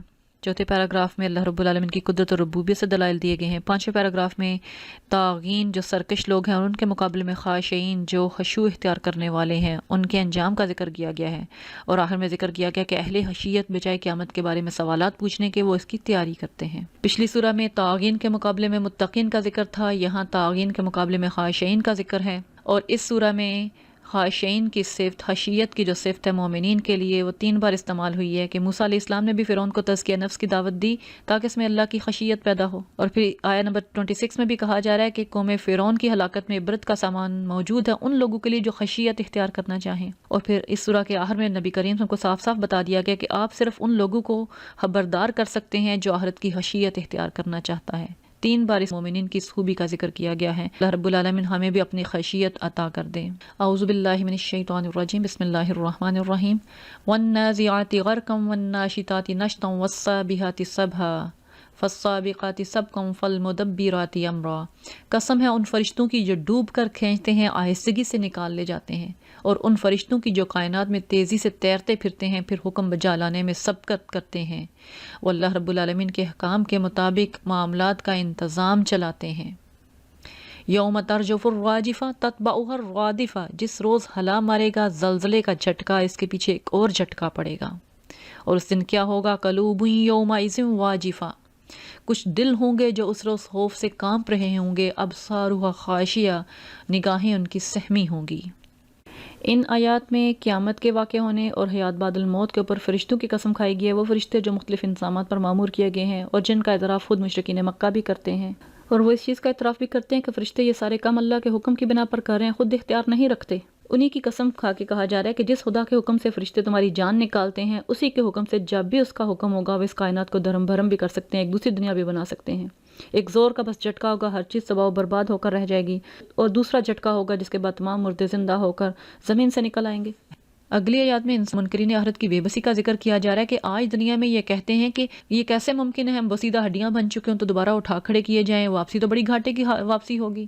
اس روز بس اتنا سا کام ہوگا، ایک زور کی ڈانٹ ہوگی، زجرۃ واحدہ، یکا یک یہ کھلے میدان میں ہوں گے، کوئی وہاں حاضر ہونے سے انکار نہیں کر سکے گا، بس ایک زور کی ڈانٹ اس کو میدان حشر میں لا کھڑا کرے گی۔ اس کے بعد آگے فرعون کا قصہ مختصراً بیان کر کے ان سرکش لوگوں کو، طاغین کو نصیحت کی جا رہی ہے۔ جب اللہ رب العالمین نے موسیٰ علیہ السلام کو فرعون کے پاس بھیجا تھا اور کہا تھا کہ وہ سرکش ہو گیا، اس سے کہہ کیا تو اس کے لیے تیار ہے کہ پاکیزگی اختیار کرے، تزکیہ اختیار کرے، اور میں تیرے رب کی طرف تیری رہنمائی کروں تاکہ اس کا خوف تیرے اندر پیدا ہو، اس کی خشیت تیرے اندر پیدا ہو۔ موسیٰ علیہ السلام نے اس کو نشانیاں بھی دکھائیں، مگر اس نے جٹلا دیا، نہ مانا، اور چال بازیاں کرنے لگا اور لوگوں کو پکار کے کہنے لگا انا ربکم الاعلی۔ تو جب اس نے تکبر کا اظہار کیا تو اللہ نے اسے آخرت اور دنیا کے عذاب میں پکڑ لیا۔ در حقیقت اس میں بڑی عبرت ہے ہر اس شخص کے لیے جو ڈرے۔ ان فی ذالک لعبرۃ لمن یخشی۔ اگلی آیات میں اللہ رب العالمین کی ربوبیت کی جو نشانیاں ہیں جو ہم دن رات دیکھتے ہیں، ان کی طرف اشارہ کر کے آخرت پر دلیل دی جا رہی ہے۔ کہا جا رہا ہے کیا تم لوگوں کی تحلیق زیادہ سخت کام ہے یا اس آسمان کی جس کو اللہ نے بنایا، چھت خوب اونچی اٹھائی، اس کا توازن قائم کیا، رات ڈھانکی، دن نکالا، زمین کو بچایا، پانی اور چارہ نکالا، پہاڑ گاڑ دیے، تمہیں اور تمہارے مویشیوں کے لیے ہر طرح کا سامان زندگی تمہیں فراہم کیا۔ فَإِذَا جَاءَتِ الطَّامَةُ الْكُبْرَى، جب وہ ہنگامہ عظیم برپا ہوگا، یوم یتذکر الانسان ما سعی، اس روز انسان اپنا سب کیا دھرا یاد کرے گا۔ وَبُرِّزَتِ الْجَحِیمُ لِمَن یَرَى، ہر دیکھنے والے کے سامنے دوزخ کھول کر رکھ دی جائے گی، اس وقت کوئی اس کو جھٹلا نہیں سکے گا، کوئی اس کا انکار نہیں کر سکے گا۔ طاغین کا ذکر کیا جا رہا ہے، ان سرکش لوگوں کا جو ان نشانیوں کو جو ابھی بیان کی جا رہی ہیں ان پہ توجہ نہیں کر رہے اور بجائے ایمان لانے کے الٹے سیدھے سوالات کر رہے ہیں۔ اللہ رب العالمین فرما رہے ہیں فَأَمَّا مَن طَغَى وَآثَرَ الْحَيَاةَ الدُّنْيَا فَإِنَّ الْجَحِيمَ هِيَ الْمَأْوَىٰ، جس نے سرکشی اختیار کی اور دنیا کی زندگی کو ترجیح دی تھی، دوزخ ہی اس کا ٹھکانہ ہوگی۔ لیکن وہ شخص وَأَمَّا مَنْ خَافَ مَقَامَ رَبِّهِ وَنَهَى النَّفْسَ عَنِ الْهَوَىٰ، وہ شخص جس نے اپنے رب کے سامنے کھڑے ہونے کا خوف کیا تھا اور اپنے نفس کو بری خواہشات سے باز رکھا تھا، فَإِنَّ الْجَنَّةَ هِيَ الْمَأْوَىٰ، جنت اس کا ٹھکانہ ہوگی۔ یہاں متقین کی دو خوبیاں بیان کی جا رہی ہیں، ایک تو ان کے اندر احساس جواب دہی تھا، اللہ کے سامنے کھڑے ہونے سے ڈرتے تھے، دوسرا اپنی خواہشات نفس جو ہیں ان کو انہوں نے قابو میں رکھا ہوا تھا، خواہشات نفس کے غلام نہیں بن گئے تھے۔ جب ان آیات سے، ان نشانیوں سے ان لوگوں کو ڈرایا جاتا ہے تو بجائے اس کی تیاری کرنے کے الٹا سوال کرتے ہیں ایانا مرساہا، وہ گھڑی کب آئے گی؟ نبی کریم صلی اللہ علیہ وسلم کو اللہ تعالیٰ مخاطب کر کے کہہ رہے ہیں کہ تمہارا کیا کام کہ اس کا وقت بتاؤ، اس کا علم تو اللہ پر ختم ہے، ان کو تو جواب بھی مت دیجیے، ان کو بتایا تو جا رہا ہے وہ گھڑی کیسی ہوگی، اس کی تیاری کریں۔ آپ صرف اس شخص کو ڈرا سکتے ہیں جو اس کا خوف کرے، انما انت منذر من یخشاہا، جس روز یہ لوگ اسے دیکھ لیں گے تو انہیں یوں محسوس ہوگا دنیا میں یا حالت موت میں بس ایک دن کے پچھلے پہر یا اگلے پہر تک ٹھہرے ہیں۔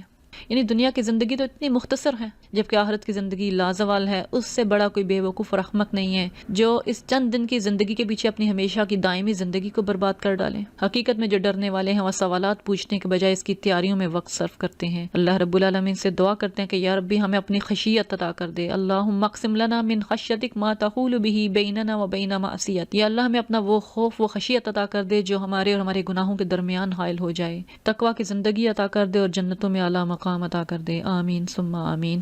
سورہ عبسہ مکی سورہ ہے، آیات 42 ہیں۔ اس کے مضامین کو 7 پیراگراف میں ڈیوائیڈ کیا جا سکتا ہے۔ اس کا زمانہ نزول بھی قیام مکہ کا دوسرا دور ہے۔ نبی کریم صلی اللہ علیہ وسلم کفار کی مجلس میں بیٹھے انہیں دعوت دے رہے تھے اور اسی موقع پر عبداللہ ابن مکتوم جو کہ خدیجہ رضی اللہ تعالیٰ عنہ کے پھوپھی زاد بھائی بھی تھے، وہ آپ کی مجلس میں آئے تو آپ نے ذرا تھوڑا سا ان کو اگنور کیا تو اللہ رب العالمین نے اس پر فوراً تنبیہ بھی کی اور ان منکرین حق کی بے وقتی کو بیان کیا گیا کہ ان کے مقابلے میں اللہ رب العالمین کے نزدیک ایمان والے زیادہ وقت والے ہیں، زیادہ عزت والے ہیں۔ اس طرح کے پہلے پیراگراف میں نبی کریم صلی اللہ علیہ وسلم کو اور داعیان حق کو دعوت کے آداب سکھائے جا رہے ہیں۔ پھر بتایا جا رہا ہے کہ قرآن ایک تذکرہ ہے، جو لوگ اس سے لاپرواہی برت رہے ہیں انہیں لاپرواہی چھوڑ کر ایمان لانا چاہیے۔ تیسرے پیراگراف میں انسان کے نفس سے دلائل دیے گئے ہیں آخرت کے اوپر، پھر قرآن کے اوامر پر عمل کی دعوت دی گئی ہے۔ 5ویں پیراگراف میں ربوبیت کی نشانیوں سے آخرت پر دلیل دی گئی ہے۔ 6 پیراگراف میں مناظر قیامت دکھائے گئے ہیں اور آخری آیات میں بتایا گیا کہ صالح مومنین کا اور جو فاجر کافر ہیں ان کا انجام مختلف ہوگا۔ آغاز کرتے ہیں اعوذ باللہ من الشیطان الرجیم، بسم اللہ الرحمن الرحیم۔ عبس وتولی ان جاءہ الاعمی، ترش ہوا اور بے روحی برتی اس بات پر کہ وہ اندھا اس کے پاس آ گیا۔ تمہیں کیا خبر کہ شاید وہ سدھر جائے، یہ نصیحت پر دھیان دے، نصیحت کرنا اس کے لیے نافع ہو۔ یہاں اسی واقعے کی طرف اشارہ کیا جا رہا ہے جو ابن ام مکتوم ان کے پاس آئے تھے۔ یہاں اس میں ایک نبی کریم صلی اللہ علیہ وسلم نے انہیں تھوڑا سا انتظار کروایا تو اللہ رب العالمین نے فوراً اس چیز پر خبردار بھی کیا، اور اس کا مقصد یہ بھی تھا کہ جو لوگ لاپرواہی برت رہے ہیں انہیں اتنی اہمیت نہ دی جائے، اور جو بندہ طلب لے کر آپ کے پاس آ رہا ہے اس کی طرف فوراً متوجہ ہوا جائے۔ آیت نمبر 5 میں کہا جا رہا ہے جو شخص بے پرواہی برتتا ہے اس کی طرف تو تم توجہ کرتے ہو، حالانکہ اگر وہ نہ سدھرے تو تم پر اس کی کیا ذمہ داری ہے؟ جو خود تمہارے پاس دوڑا آتا ہے اور ڈر رہا ہوتا ہے، اس سے تم بے رخی برتتے ہو؟ ہرگز نہیں، یہ تو ایک نصیحت ہے جس کا جی چاہے قبول کریں۔ ان آیات کو نازل کرنے کا مقصد مشرکین مکہ پر بھی یہ چیز واضح کر دینا تھا۔ نبی کریم صلی اللہ علیہ وسلم کے نزدیک ایک مومن جو کہ معاشرے میں بے شک سرداری کے مرتبے پر نہ فائز ہو، اس کی زیادہ اہمیت ان سرداران قریش کے مقابلے میں۔ یہاں نبی کریم صلی اللہ علیہ وسلم کو اور داعیہ نے حق کو بتایا گیا کہ قرآن کی دعوت کو قبول کرنے والے اور قرآن کی دعوت کو مسترد کرنے والے افراد کے ساتھ ایک داعی کا رویہ مختلف ہونا چاہیے۔ دعوت قبول کرنے والا ہر شخص اہم ہے، دعوت مسترد کرنے والا ہر شخص چاہے وہ کتنا ہی امیر اور بااثر کیوں نہ ہو، داعی کے نزدیک غیر اہم ہونا چاہیے۔ جو لوگ کبر اور غرور میں، ہٹ درمی میں مبتلا ہیں، وہ اس قابل نہیں کہ آپ ان کو توجہ دیں۔ آپ کو ان لوگوں کو توجہ دینی چاہیے جو اصلاح کے خواہش مند ہیں، جو طلب لے کر آپ کے پاس آ رہے ہیں۔ اگلی آیات میں اللہ رب العالمین کہہ رہے ہیں کہ قرآن تو ایک تذکرہ ہے، جس کا جی چاہے اس کو قبول کرے۔ جو لاپرواہی برت رہے ہیں انہیں اپنا لاپرواہی کا رویہ ترک کر دینا چاہیے۔ قرآن ایسے صحیفوں میں درج ہے جو مکرم ہیں، عزت والے ہیں، بلند مرتبہ اور پاکیزہ ہیں، معزز اور نیک کاتبوں کے ہاتھوں میں رہتے ہیں۔ قرآن ایسا کلام ہے کہ جس کو توجہ دی جانی چاہیے، نہ کہ اس سے لاپرواہی برتی جائے۔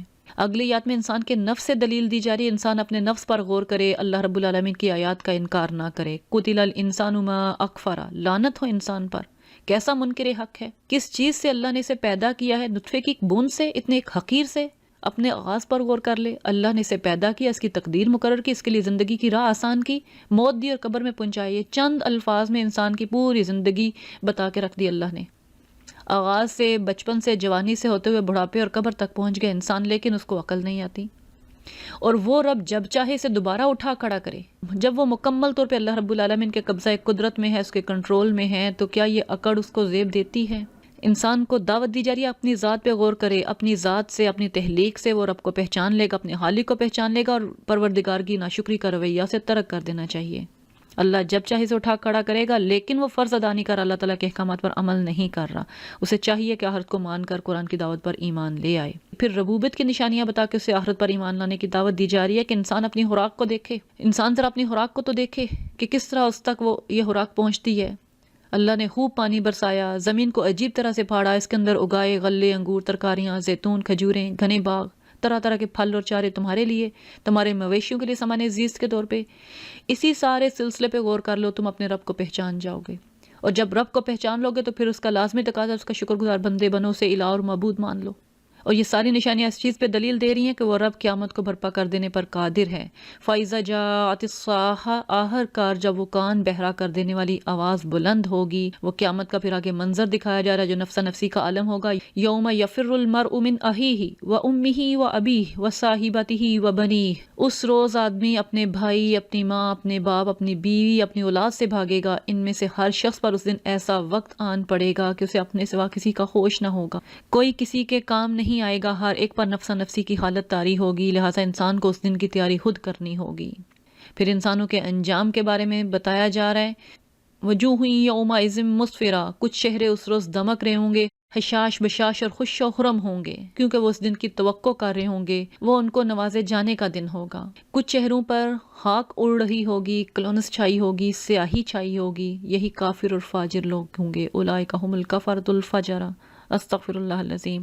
اس سورہ میں اللہ رب العالمین دعوت دے رہے ہیں کہ قرآن سے لاپرواہی کا رویہ ترک کر دو، اس پر ایمان لا کر نیک اعمال کرنے والے بنو۔ صدق اللہ العلی العظیم۔ سورہ تکویر مکی سورہ ہے، آیات 29 ہے۔ اس کے مضامین کو 5 پیراگراف میں ڈیوائیڈ کیا جا سکتا ہے۔ اس کی شروع کی آیات میں قیامت کے پہلے مرحلے کا ذکر ہے، قیامت کے مناظر دکھائے گئے ہیں، جب قیامت برپا ہوگی تو کیا صورتحال ہوگی۔ اسی لیے حدیث مبارکہ میں نبی کریم صلی اللہ علیہ وسلم فرماتے ہیں کہ جو شخص مناظر قیامت دیکھنا چاہتا ہے اسے چاہیے سورہ تکویر، انفطار اور انشقاق کا مطالعہ کرے۔ پھر اس کی دوسرے پیراگراف میں آیات نمبر 7 سے 14 تک قیامت کے دوسرے مرحلے کی تصویر کشی کی گئی ہے کہ جب اللہ کے سامنے حساب کتاب کے لیے سب لوگ حاضر ہوں گے۔ تیسرے پیراگراف میں اللہ رب العالمین واضح کر رہے ہیں کہ قرآن اللہ کا کلام ہے، شیطان کی طرف سے نہیں ہے۔ نبی کریم صلی اللہ علیہ وسلم کو کہا جا رہا ہے کہ آپ مجنون نہیں ہیں، ان کے الزامات کی پرواہ مت کیجیے۔ اور آخری آیات میں انسان کو نصیحت کی جا رہی ہے کہ قرآن تو تمام کائنات کے لیے نصیحت ہے، تم کدھر جا رہے ہو، کہاں سے دھوکہ کھا رہے ہو۔ اعوذ باللہ من الشیطان الرجیم، بسم اللہ الرحمن الرحیم۔ اذا الشمس کورت واذا النجوم قدرت واذا الجبال سیرت واذا العشار عطلت واذا الوحوش حشرت واذا البحار سجرت۔ یہ قیامت کے جو پہلے مرحلہ ہے اس کی تصویر کشی کی جا رہی ہے۔ کیا حال ہوگا کہ جب سورج بے نور ہو جائے گا، اس کی بساط لپیٹ دی جائے گی، تارے بکھر جائیں گے، ان کو بھی بے نور کر دیا جائے گا، پہاڑ چلا دیے جائیں گے، دھول بنا کر اڑا دیے جائیں گے۔ جب 10 ماہ کی حاملہ اونٹنیاں اپنے حال پر چھوڑ دی جائیں گی، وہ اس سے یعنی جن کی آج اہل عرب اتنی فکر کرتے ہیں، اس وقت انہیں اپنے اس قیمتی ترین مال و متاع کی کوئی پرواہ نہیں ہوگی۔ جب جنگلی جانور سمیٹ کر اکٹھے کر دیے جائیں گے، جب کوئی زلزلہ، ہنگامہ یا آفت آنے والی ہوتی ہے، لوگوں نے مشاہدہ کیا ہوگا کہ جنگلی جانور اکٹھے ہونا شروع ہو جاتے ہیں۔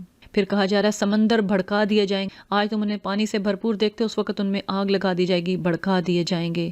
انسان ذرا اس صورتحال کو آنکھیں بند کر کے سوچے تو تصور میں کیا تصویر آتی ہے۔ در حقیقت یہ وہ دن ہوگا جب اس دنیا کا موجودہ نظام بالکل بدل کے ایک نئی دنیا قائم کر دی جائے گی۔ اگلی آیات میں دوسرے مرحلے کا ذکر ہے، وَإِذَا النُّفُوسُ زُوِّجَتْ وَإِذَا الْمَوْءُودَةُ سُئِلَتْ۔ جب جانیں جسموں سے جوڑ دی جائیں گی، جب انہیں دوبارہ زندگی دے دی جائے گی اور زندہ گاڑی ہوئی لڑکی سے پوچھا جائے گا وہ کس قصور میں ماری گئی۔ یعنی مجرمین اس قابل بھی نہیں ہوں گے کہ انہیں خطاب کیا جائے گا، مظلوم سے سوال کیا جائے گا۔ پھر اس وقت اعمال نامے کھولے جائیں گے، آسمان کا پردہ ہٹا دیا جائے گا اور جہنم دہکائی جائے گی، جنت بھی قریب لے آئی جائے گی۔ وہ وقت ہوگا جو حساب کتاب کا ہوگا، جب اللہ رب العالمین میزان قائم کر دیں گے۔ شخص کو اپنے رزلٹ کا علم ہو جائے گا۔ عدالت کے فیصلے کے بعد جنت اور دوزخ میں داخلے کی تمام تیاریاں مکمل ہوں گی۔ عالمت نفس ما اخسرت، اس وقت ہر شخص کو معلوم ہو جائے گا وہ کیا لے کر آیا ہے۔ یا اللہ یا ارحم الراحمین ہمیں اس وقت کی تیاری کرنے والا بنا دے، آمین۔ اگلی آیات میں مشرکین مکہ کے اعتراضات کا جواب دیا جا رہا ہے اور کہا جا رہا ہے کہ قرآن کا شیطان سے کوئی تعلق نہیں اور نہ ہی آپ مجنوں ہیں۔ آیت نمبر 19، 20 اور 21 میں کہا جا رہا ہے کہ یہ قرآن ایک بزرگ پیغامبر کا قول ہے، ان کے ذریعے اب تک پہنچایا جا رہا ہے، جبرائیل امین کے ذریعے اللہ کا کلام ہے جو وہ جبرائیل امین نبی کریم تک پہنچا رہے ہیں۔ اور وہ جبرائیل امین بڑی توانائی رکھتا ہے، عرش والے کے ہاں اس کا بلند مرتبہ ہے، وہاں اس کا حکم مانا جاتا ہے اور وہ با اعتماد ہے۔ اور پھر اس کے بعد اہل مکہ کو کہا جا رہا ہے وما صاحبکم بمجنون، اے اہل مکہ تمہارا رفیق، تمہارا ساتھی مجنون نہیں ہے، اس نے واقعی اس پیغامبر کو، اس جبرائیل امین کو روشن افق پر دیکھا ہے، وہ اپنے پاس سے گھڑ کر آپ کو پیغام نہیں دے رہے، غیب کے اس علم کو لوگوں تک پہنچانے کے معاملے میں بخیل بھی نہیں ہے اور یہ کسی شیطان مردود کا قول بھی نہیں ہے۔ فَأَيْنَ تَذْهَبُونَ، تم کدھر جا رہے ہو، کہاں کھوئے جا رہے ہو؟ ان ہوا الا ذکر للعالمین، یہ تو سارے جہان والوں کے لیے ایک نصیحت ہے، تم میں سے ہر اس شخص کے لیے جو راہ راست پر چلنا چاہتا ہو۔ اور ساتھ ہی پھر آگے اصول بھی بتایا جا رہا ہے وما تشاؤون الا ان یشاء اللہ رب العالمین، اور تمہارے چاہنے سے کچھ نہیں ہوتا جب تک اللہ رب العالمین نہ چاہے۔ اللہ سے توفیق مانگنی چاہیے، اللہ تعالیٰ سے ہدایت مانگنی چاہیے۔ اللہم اہدنا الصراط المستقیم، اللہم اہدنا الصراط المستقیم۔ یا اللہ یا ارحم الراحمین ہمیں قرآن پر غور و فکر کرنے والا، تدبر کرنے والا، اس پر عمل کرنے والا بنا دے، آمین ثم آمین۔ سورہ انفطار مکی سورہ ہے، 19 آیات ہیں، اس کے مضامین کو بھی 5 پیراگراف میں ڈیوائیڈ کیا جا سکتا ہے۔ اس کے شروع میں قیامت کے مراحل کی تصویر کشی کی گئی ہے، پھر انسان کی تخلیق کے مراحل بتا کر آخرت پر دلیل دی گئی ہے۔ تیسرے پیراگراف میں بتایا گیا کہ انسان کی غفلت کا سبب آخرت کا انکار ہے۔ چوتھے پیراگراف میں آیت نمبر 13 سے 16 تک بتایا گیا کہ فرشتوں کے بنائے ہوئے ریکارڈ کے مطابق ہر انسان کو اس کی جزا اور سزا دی جائے گی۔ اور آخری 3 آیات میں کہا گیا کہ شفاعت پر انحصار نہ کرو، عمل کرو، فکر کرو اس دن کی جب کوئی نفس کسی کے کام نہیں آئے گا۔ بسم اللہ الرحمن الرحیم۔ اذا السماء انفطرت واذا الكواكب انتثرت واذا البحار فجرت واذا القبور بعثرت علمت نفس ما قدمت واخرت، جب آسمان پھٹ جائے گا، تارے بکھر جائیں گے، سمندر پھاڑ دیے جائیں گے اور قبریں کھول دی جائیں گی، اس وقت ہر شخص کو اس کا اگلا پچھلا سب کیا دھرا معلوم ہو جائے گا۔ یہاں قیامت کے دونوں مراحل کا اکٹھے ذکر کر دیا گیا ہے کہ جب قیامت قائم ہو جائے گی اور ہر انسان کو اس کے اگلے پچھلے سارے اعمال دکھا دیے جائیں گے، سب معلوم ہو جائے گا، اس وقت نہ کوئی اس کو جھٹلا سکے گا، نہ کوئی جھگڑ سکے گا۔ سوال کیا جا رہا ہے کہ اے انسان، تجھے کس چیز نے اپنے رب کریم کی طرف سے دھوکے میں ڈال رکھا ہے؟ یہاں انسان کی تخلیق کے 5 مراحل کا ذکر کیا جا رہا ہے کہ جس نے تجھے پیدا کیا، خلق فسوا، تیرا تسویہ کیا، نوک پلک سنواری، فعدلک، اور تجھے متناسب اور موزوں بنایا، فی ای صورت، اور ایک تصویر تمہاری، ایک شکل تمہاری، ایک ساخت بنائی، ما شاء رکبک، پھر تیری ترکیب بنائی، تجھے بنا کے رکھ دیا، وہ رب جس نے تجھے اتنے پلان کر کے، اتنے آرگنائز اور اتنے بہترین انداز میں تیرا اسٹرکچر بنایا، تو اس پہ غور و فکر کرے، اپنے ایک ایک نظام پر غور کر۔ تو اپنے رب کو بھول ہی نہیں سکتا، لمحہ بھر کے لیے بھی تجھے غافل ہونا چاہیے۔ تو کہاں سے دھوکہ کھا رہا ہے؟ اور اس کی آگے وجہ بھی بتائی جا رہی ہے کہ اس غفلت کی وجہ یہ ہے کہ آخرت کو جٹلا رہے ہیں۔ کلا بل تکذبون بالدین، اصل بات یہ ہے کہ تم لوگ جزا و سزا کو جٹلاتے ہو، حالانکہ تم پہ نگران مقرر ہیں، ایسے معزز کاتب جو تمہارے ہر فعل کو جانتے ہیں، لکھتے جا رہے ہیں، اس کا ریکارڈ رکھ رہے ہیں۔ انسان کو خبردار کیا جا رہا ہے کسی غلط فہمی میں مبتلا نہ رہے، اس کا پورا نامہ اعمال تیار کیا جا رہا ہے۔ نہایت معتبر معزز کاتب ہر وقت اس کی تمام حرکات و سکنات نوٹ کر رہے ہیں۔ اگلی آیات میں بتایا جا رہا ہے کہ فرشتوں کے بنائے ہوئے اسی ریکارڈ کے مطابق تمہیں جزا اور سزا دی جائے گی۔ ان الابرار لفی نعیم، اور نیک لوگ مزے میں ہوں گے، نعمت بری جنتوں میں ہوں گے۔ وان الفجار لفی جہیم، اور فجار بدکار لوگ جہنم میں جائیں گے، اور جزا کے دن وہ اس میں داخل ہوں گے، اس سے ہرگز غائب نہ ہو سکیں گے، کہیں کوئی جائے فرار نہ پائیں گے۔ پھر انسان کو تنبیہ کی جا رہی ہے کہ کچھ عمل کر لو، شفاعت پر انحصار نہ کرو، کوئی کسی کے کام نہیں آئے گا، تم نہیں جانتے وہ جزا کا دن کیا ہے، تمہیں کیا خبر وہ جزا کا دن کیا ہے۔ یہ وہ دن ہے جب کسی شخص کے لیے کچھ کرنا کسی کے بس میں نہ ہوگا، فیصلہ اس دن بالکل اللہ کے اختیار میں ہوگا۔ والامر یومئذ للہ، اس دن اس بادشاہ کے آگے کوئی بول نہیں سکے گا، زبان کھول نہیں سکے گا۔ یا اللہ یا ارحم الراحمین، ہمیں نیک اعمال کی توفیق دے دے، ہمیں آخرت کی تیاری کرنے والا بنا دے۔ صدق اللہ العلی العظیم۔ سورہ مطففین مکی سورہ ہے، آیات 36 ہیں۔ اس کے مضامین کو بھی 4 پیراگراف میں ڈیوائیڈ کیا جا سکتا ہے۔ یہ اعلان عام کے بعد قیام مکہ کے دوسرے دور میں نازل ہوئی۔ اس کے پہلے پیراگراف میں بتایا گیا کہ منکرین آخرت مالی معاملات میں دوہرا معیار رکھتے ہیں۔ دوسرے پیراگراف میں ذکر ہے کہ فجار کے اعمال جو ہیں ان کا سجین میں اندراج کیا جا رہا ہے، اور جو ابرار ہیں، نیکوکار لوگ ہیں، ان کا علیین میں ریکارڈ کیا جا رہا ہے۔ اور آخری پیراگراف میں اللہ رب العالمین بتا رہے ہیں کہ ان مجرموں کی سزا کی وجہ کیا ہے۔ آغاز کرتے ہیں، اعوذ باللہ من الشیطان الرجیم، بسم اللہ الرحمن الرحیم۔ ویل للمطففین الذین اذا اکتالوا علی الناس یستوفون، تباہی ہے ڈنڈی مارنے والوں کے لیے جن کا حال یہ ہے کہ جب لوگوں سے لیتے ہیں تو پورا لیتے ہیں، یعنی کاروباری معاملات میں بد دیانتی کرتے ہیں، جب دیتے ہیں تو گھاٹے سے دیتے ہیں، لیتے ہیں تو پورا لیتے ہیں۔ حقیقت یہ ہے کہ یہ آخرت کے دن کو جٹلانے والے ہیں، انہیں اس دن کا شعور نہیں ہے، تبھی تو اس طرح کی حرکتیں کر رہے ہیں، آخرت کی جوابدہی کے احساس سے محروم ہیں۔ اسی لیے آیت نمبر 4 میں کہا جا رہا ہے کہ یہ لوگ نہیں سمجھتے کہ یہ ایک بڑے دن میں اٹھا کر لائے جانے والے ہیں، اس دن جب کہ سب لوگ رب العالمین کے سامنے کھڑے ہوں گے۔ انسان کو نصیحت کی جا رہی ہے کہ جب تک وہ آخرت پر مکمل یقین نہیں کرے گا، اس کے دنیا کے معاملات صحیح قائم نہیں ہو سکتے، ان میں وہ سچائی اختیار نہیں کر سکتا، اس میں وہ ٹرانسپیرنسی اختیار نہیں کر سکتا۔ یہاں فجار کی صفات بیان کی جا رہی ہیں، لیکن فجار کی صفات کے مقابلے میں مومنین کی صفات بیان نہیں ہو، جیسے ہم پچھلی صورتوں میں دیکھ رہے ہیں، متقین ہیں اور مجرمین ہیں، اور خاشعین کے مقابلے میں بھی آگے طاغین ہیں۔ تو یہاں ہم ان صفات کو، مومنین کی صفات کو خود پہچان سکتے ہیں۔ مطففین ہیں، اگر جٹلانے والے مطففین ہیں تو ایمان لانے والے کیا ہیں؟ مستوفین ہیں، وہ پورا تول کر دینے والے ہیں، ناپ تول میں ڈنڈی مارنے والے نہیں ہیں۔ مکذبین جٹلانے والے ہیں تو یہ تصدیق کرنے والے ہیں، وہ مجرم ہیں تو یہ صالحین ہیں، وہ کافر ہیں تو یہ مسلمین ہیں، فرما بردار ہیں۔ اللہ رب العالمین نیک صالح لوگوں کی صفات ہمارے اندر پیدا کر دے، آمین۔ اگلے پیراگراف میں فجار کا طرز عمل اور ان کا انجام بتایا جا رہا ہے، اور آغاز کیا جا رہا ہے، کلا ان کتاب الفجار لفی سجین۔ کلا کا مطلب ہے ہرگز نہیں، وہ جو بڑی خواہشیں اور امیدیں اور امنگیں لیے بیٹھے ہیں کہ وہ آخرت میں بھی کامیاب ہوں گے، ہرگز نہیں، ایسا نہیں ہے۔ یقیناً ان کا جو نامہ اعمال ہے وہ قید خانے کے دفتر میں، رجسٹر میں ہے، بلیک لسٹ میں ان کا اندراج کیا جا رہا ہے، کرمنل ریکارڈ بک میں ان کے نامہ اعمال درج کیے جا رہے ہیں۔ تمہیں کیا معلوم وہ قید خانے کا دفتر سجین کیا ہے؟ ایک لکھی ہوئی کتاب ہے۔ تباہی ہے اس روز جٹلانے والوں کے لیے جو روز جزا کو جٹلاتے ہیں۔ روز جزا کو جٹلانے والوں کی صفات کیا ہیں؟ معتدن اثیم، حد سے گزرنے والے ہیں، گناہ گار ہیں۔ جب آیات سنائی جاتی ہیں تو کہتے ہیں اساطیر الاولین۔ اللہ رب العالمین کہہ رہے ہیں کہ ہرگز نہیں، اس جٹلانے کی وجہ یہ ہے کہ ان کے برے اعمال کی وجہ سے ان کے دل زنگ آلود ہو گئے ہیں، اور اسی بنا پر انہیں کچھ مزید نوازا جانا کیا، یہ تو اپنے رب کی دید سے بھی محروم رکھے جائیں گے، جہنم میں جا پڑے جائیں گے، اور پھر کہا جائے گا یہ وہی چیز ہے جسے تم جٹلایا کرتے تھے۔ بڑا ہی حسرتناک انجام ہوگا ان کا۔ اس کے مقابلے میں جو ابرار ہیں، جو نیکوکار ہیں، جن کی صفات کیا ہیں کہ وہ مستوفین ہیں، مصدقین ہیں، صالحین اور مسلمین ہیں، ان کا انجام کیا ہوگا؟ قَلَّا إِنَّ كِتَابَ الْأَبْرَارِ لَفِي إِلِّيِّينَ۔ جو تم توقع کر رہے ہو کہ یہ دنیا میں جو اس وقت ایمان لانے والے ہیں اگر غریب ہیں، مسکین ہیں، تو آخرت میں بھی ایسے رکھے جائیں گے، ہرگز نہیں۔ ان لوگوں کا نامہ اعمال بلند پایہ لوگوں کے دفتر میں ہے، إِلِّيِّينَ میں ہے، ٹیلنٹ ریکارڈ بک میں ہے۔ جس کی نگہداشت مقربین مقرب فرشتے کر رہے ہیں، اور یہ لوگ اللہ کی نعمتوں میں گرے ہوں گے، عیش کر رہے ہوں گے، تختوں پر بیٹھے نظارہ کر رہے ہوں گے، ان کے چہروں پر خوشحالی تم محسوس کر سکتے ہو، انہیں ہر طرح کی نعمت وہاں دی جائے گی۔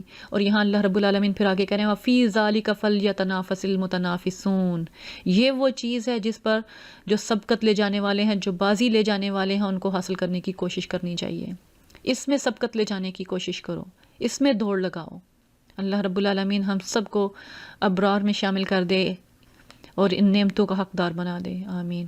پھر اگلی آیات میں آخری پیراگراف میں اللہ رب العالمین بتا رہے ہیں یہ مجرم لوگ دنیا میں ایمان لانے والوں کا مذاق اڑاتے ہیں، جب ان کے پاس سے گزرتے تو آنکھیں مار مار کر ان کی طرف اشارے کرتے ہیں کہ یہ ہیں ایمان لانے والے جن کو خوشخبریاں دی جا رہی ہیں جنتوں کی، اور اپنے گھر والوں کی طرف پلٹ دیتے تو مزے لیتے ہوئے پلٹتے تھے۔ جب بھی ان ایمان والوں کو دیکھتے تھے تو کہتے تھے یہ بہکے ہوئے لوگ ہیں، طرح طرح کے القابات دیتے تھے ان کو، حالانکہ وہ ان پر نگران بنا کر نہیں بھیجے گئے تھے۔ دنیا میں ان لوگوں کا یہ حال تھا، اور آگے اللہ رب العالمین آخرت کے حوالے سے ذکر کر رہے ہیں، اور پریزنٹ ٹینس میں اگر دیکھا جائے زمانہ حال کی بات کی جائے اس سے قیامت قائم ہو چکی ہے، اور اللہ رب العالمین کہہ رہے ہیں کہ دنیا میں تم لوگ یہ کرتے رہے ہو، آج ایمان لانے والے کفار پر ہنس رہے ہیں، مسندوں پر بیٹھے ان کا حال دیکھ رہے ہیں کہ کس طرح وہ عذاب میں گھرے ہوئے ہیں۔ هل ثوب الكفار ما كانوا يفعلون، مل گیا نا کافروں کو ان حرکتوں کا ثواب جو وہ کیا کرتے تھے۔ اس فکرے میں ایک ہلکا سا طنز بھی ہے جو ان پہ کیا جا رہا ہے۔ اہل ایمان کو تسلی دی جا رہی ہے کہ تمہارے لیے اللہ کے ہاں بہترین انعامات تیار ہیں۔ صدق اللہ العلی العظیم۔ سورہ انشقاق مکی سورہ ہے، آیات 25 ہیں۔ اس کے مضامین کو بھی 4 پیراگراف میں ڈیوائیڈ کیا جا سکتا ہے۔ اس کے پہلے پیراگراف میں کہا جا رہا ہے کہ زمین و آسمان کی طرح انسان بھی اپنی منزلیں طے کر رہا ہے اور اپنے رب سے ملنے والا ہے۔ دوسرے پیراگراف میں ابرار کا ذکر کیا جا رہا ہے کہ انہیں نامہ اعمال سیدھے ہاتھ میں دیا جائے گا اور فجار کو ان کی پیٹھ پیچھے سے دیا جائے گا۔ تیسرے پیراگراف میں کہا جا رہا ہے کہ ہر مخلوق اپنی منزلیں طے کری اور انسان بھی انہی میں سے ہے۔ اور آخری پیراگراف میں آخری آیات میں کہا جا رہا ہے قرآن پر ایمان لے آؤ ورنہ عذاب علیم سے دوچار ہوگے۔ اعوذ باللہ من الشیطان الرجیم، بسم اللہ الرحمن الرحیم۔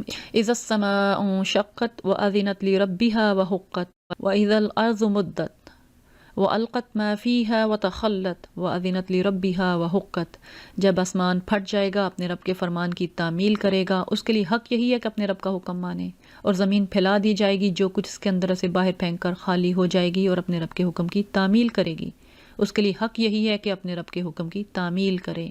یہ 3 صورتیں سورہ تکویر، سورہ انفطار اور انشقاق، ان کے شروع میں قیامت کے قائم ہونے کے مرحلے کا ذکر، اس کی ایک تصویر کشی کی گئی، اسی لیے نبی کریم نے کہا ہے کہ جو شخص مناظر قیامت دیکھنا چاہتا ہے انہیں ان صورتوں کا مطالعہ کرنا چاہیے۔